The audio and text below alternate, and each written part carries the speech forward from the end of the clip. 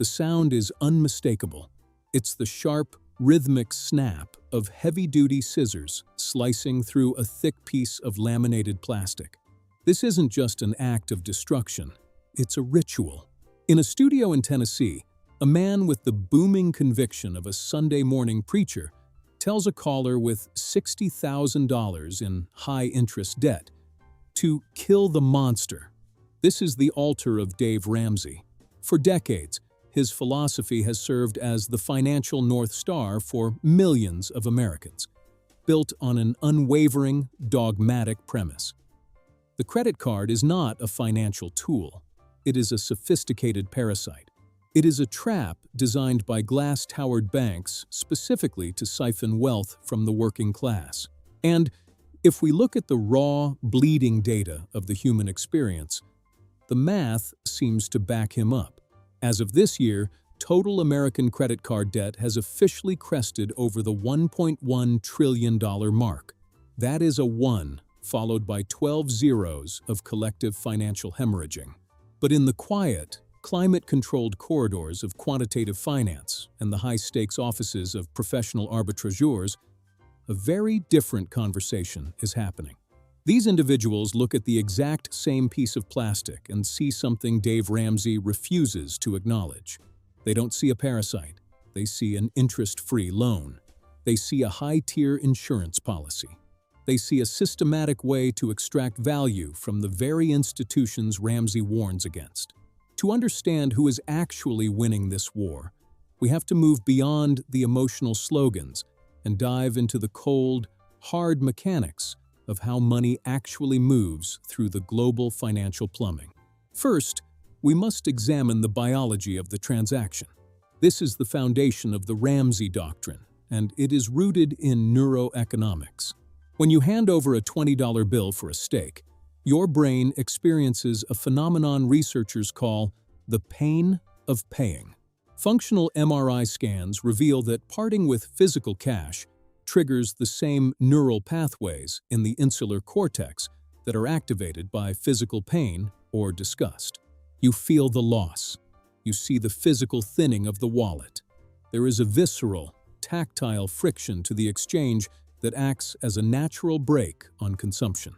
The credit card, however, is the ultimate psychological lubricant.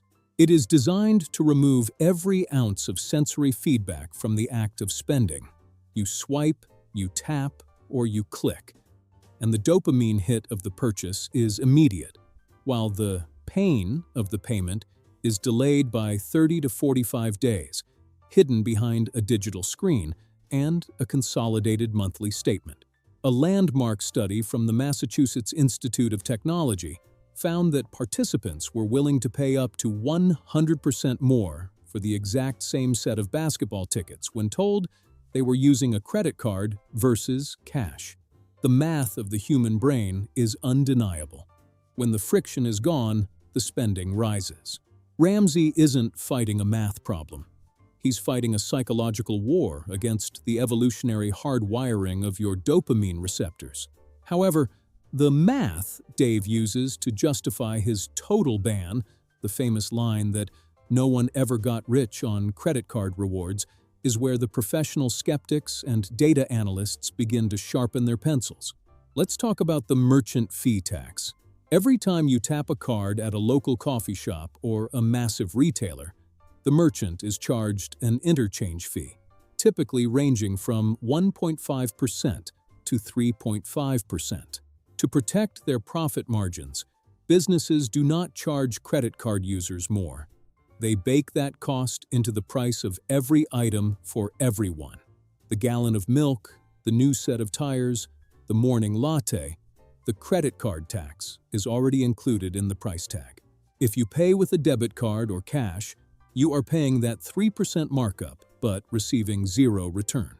You are, in a very literal sense, subsidizing the 2% cashback and the first-class flight upgrades of the person standing in line behind you. For the disciplined spender, the math suggests that by strictly avoiding credit cards, you are voluntarily accepting a 2% to 5% pay cut on every single dollar you move through your household. Over a 40-year working life, for a household spending $50,000 a year on card-eligible expenses. That subsidization totals $60,000 to $100,000 in lost value. That isn't just points. That's a college fund or a significant portion of a retirement nest egg. But that's just the surface-level arbitrage. The real divide between the Ramsey purists and the mathematical optimizers lies in a concept called risk displacement. This is where the debit card reveals a massive structural vulnerability. When you use a debit card, you're using your own money. When you swipe that card at a gas station pump that has been compromised by a skimmer, the thief isn't stealing the bank's capital. They are emptying your checking account. They are taking your rent money, your grocery budget, and your car payment. While the Electronic Fund Transfer Act offers some protections, the burden of proof often falls on you, and that cash can be missing from your life for weeks during a bank investigation. You are the one in the line of fire. With a credit card, you are spending the bank's money. The transaction is a loan that hasn't been settled yet. If that same thief swipes your credit card info, your personal cash stays vaulted and safe. You simply flag the fraudulent transaction. The bank removes it from your statement, and your life continues uninterrupted. Under the Fair Credit Billing Act, your maximum liability for unauthorized charges is $50, and most major issuers have a zero liability policy. In the eyes of a data analyst, a debit card is a massive, unhedged liability, a direct pipe to your life savings with only a 4-digit PIN standing in the way of total clearance. This creates a fascinating paradox. On one side, we have the psychological reality that credit cards objectively make you spend more. On the other, we have the mathematical reality that credit cards offer security and rebates that debit cards cannot match. To solve this, we have to look at the float, the most dangerous and misunderstood window in personal finance. The float is the 30-day gap between the swipe and the exit of cash from your bank account. The mathematical optimizer sees this as an opportunity to keep that money in a high-yield savings account or a money market fund, earning 4% or 5% interest on the bank's money before paying the bill in full. But for the average human brain, the float creates a state of financial vertigo. When the feedback loop of spending is severed, you are no longer trading your life energy for a product. You are trading a promise. If you spend just 5% more on a credit card because the pain of paying is lower, you have already obliterated the 2% cashback.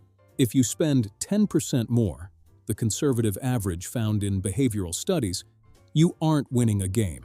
You are paying a massive premium for the privilege of feeling like a travel hacker.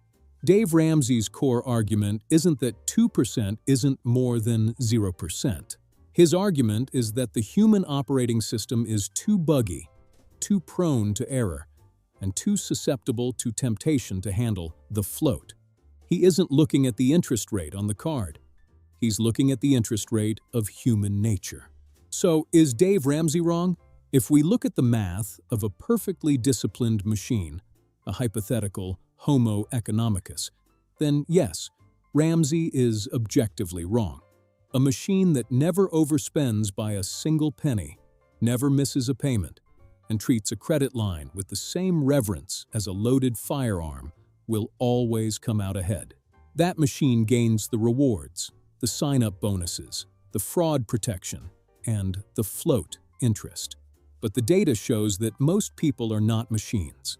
The credit card industry generates over $100 billion a year in interest and fees alone. That mountain of profit is built on the backs of people who thought they were optimizing, but ended up normalizing debt.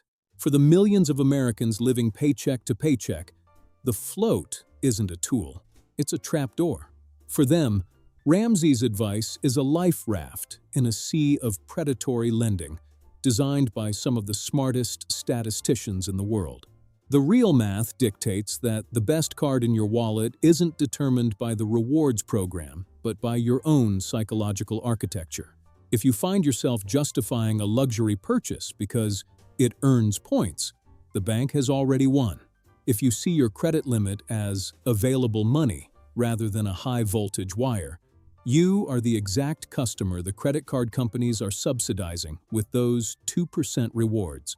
Ultimately, the debate isn't about plastic versus plastic. It's about the mastery of the self. The math only works if you are the one in control of the tool and not the other way around. If you can stare at a $10,000 credit limit and feel the exact same weight of responsibility as you do with 10 $100 bills in your hand, then the world of rewards is yours to conquer. If you cannot, then the most sophisticated, data-driven financial move you can make is to embrace the friction, feel the pain of the payment, and choose the card that keeps your reality grounded in the numbers that actually exist in your bank account today, not the promises of tomorrow. The real math isn't found on a spreadsheet. It's found in the mirror.